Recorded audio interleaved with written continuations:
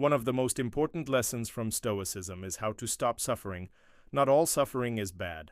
Seneca says that in this excerpt from his book, Train Your Mind to Suffer Less, Seneca's Blueprint for Peace. He says the chief task in life is to separate things into two buckets, things that are in our control and things that are not in our control.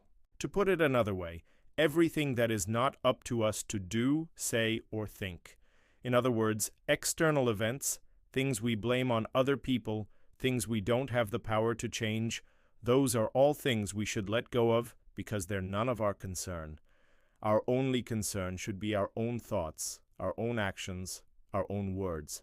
That's why Seneca says the chief task in life is to distinguish between what's up to us and not up to us. You can apply this in so many different areas of your life. You get angry at somebody. Ask yourself, is this something that's up to me? Is it in my control? If not, then it's none of my concern. But if it is something that's in my control, then I should do something about it. But anger at someone else is never in your control. It's always up to them. So don't waste your time and energy getting angry at someone else.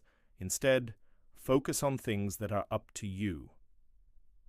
This is the key to happiness, Seneca says, because anger and fear and anxiety all come from focusing on things that are not up to us. So here's a great exercise that you can do every day.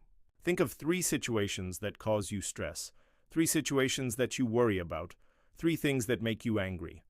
Now ask yourself for each of these situations, is this something that's up to me? If the answer is yes, then great. You can now take action on these things.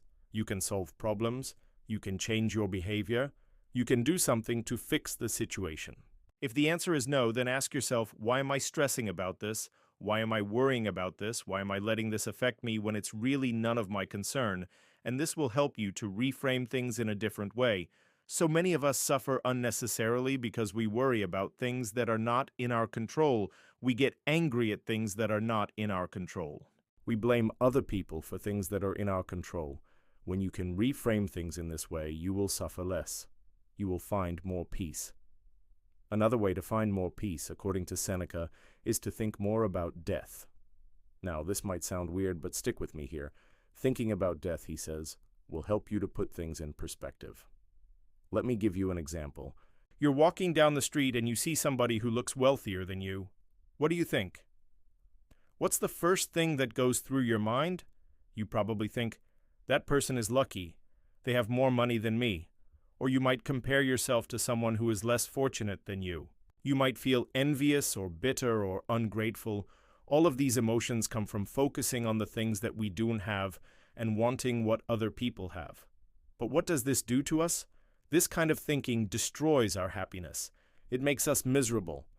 We can't even be happy with the good things that we have in our lives, because we're always comparing ourselves to someone else. So here's where thinking about death helps us.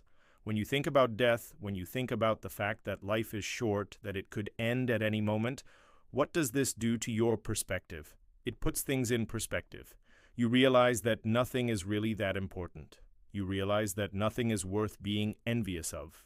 You realize that no amount of money or possessions or status is worth sacrificing your happiness over. You just want to be happy right now. That's why Seneca says that we should think more about death. It will train our mind to stop comparing ourselves to others.